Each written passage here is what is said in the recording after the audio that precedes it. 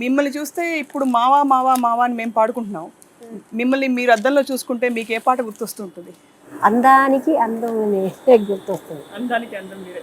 అది ఎందుకంటే మంచి మెలడీ సాంగ్, పాడితే హాయిగా ఉంటుంది పాడుకుంటే. కానీ అన్ని పాటలు మీరు పాడారు, పాడగలిగారు కూడా. కానీ ప్రధానంగా చలాకీ పాటలతో మిమ్మల్ని ఐడెంటిఫై చేయడానికి కారణం ఏంటి? మొట్టమొదటి నుంచి మహాదేవన్ గారు చలాకీ పాటలే నాకు ఎక్కువ ఇచ్చేవాళ్ళు. మెలడీ సాంగ్స్ ఇచ్చినా కూడా తమిళ్లో నేను చెప్పడం, చలాకీ పాటలు ఎక్కువ పాడి ఉన్నాను అనమాట. అప్పుడు ఈ కుముదం అని తమిళ్ పిక్చర్ మోడర్న్ థియేటర్స్ వాళ్ళు తీశారు. అందులో ఈ మామ మామ తమిళ్లో పాడింది నేను.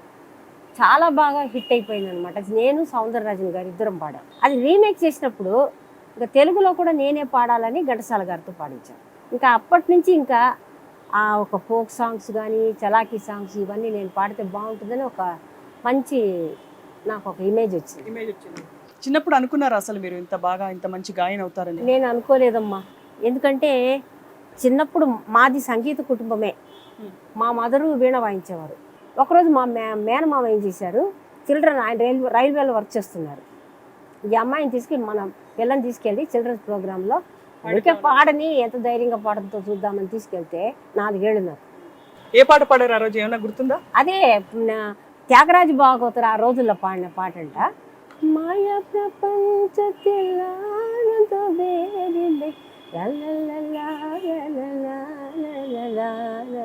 ఇది ఆయన పాడిన పాట.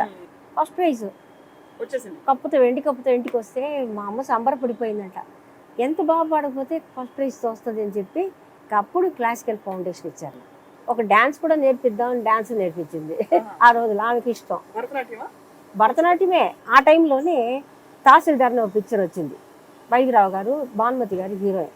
అక్కడ ఉన్న వాళ్ళు అన్నారంట, ఇట్లా ఒక అమ్మాయి చాలా బాగా పాడుతుంది, తీసుకొచ్చి పాడించమని అడిగారు. సరే తీసుకెళ్లారు, పాడింది. నాకు ఆ రోజుల్లో ఎట్లంటే ఏదో పాడు అంటే అని పాడేయడమే అంతే. సరిగ్గా ఆ టైంలోనే భానుమతి గారికి రామకృష్ణ గారికి మ్యారేజ్ అయింది. ఆ మ్యారేజ్ మా వాళ్ళు దగ్గరుండి చేశారనమాట. అప్పుడు రామకృష్ణ గారు మాకు బాగా పరిచయం అయ్యారు. త్యాగయ్య పిక్చర్ స్టార్ట్ చేశారు నాగయ్య గారు. అందులో టంగుటూరి ప్రకాశం గారి మనమరాలు నాట్యం, 4 ఏళ్ళ అమ్మాయి. అప్పుడంతా నీకు ప్లేబ్యాక్స్ అంటే ఏం చేసేవాళ్ళు తెలుసా, ఎవరన్నా పాట పాడేవాళ్ళు కావాలంటే నీ ఇండ్లల్లో నుంచి ఎవరు పంపరు, ఎవరు రారు, రేడియోకి వెళ్ళి రేడియో నుంచి తీసుకురావాల్సిందే ఎవరైనా పాడినవాళ్ళు. అలా వచ్చిన వాళ్ళే ఏపీ కోమల, బాలా త్రిపుర సుందరి. ఆ అమ్మాయి ఏపీ కోమల అంటే ఏపీ కోమల కొంచెం పెద్ద వాయిస్ బాగుండదు.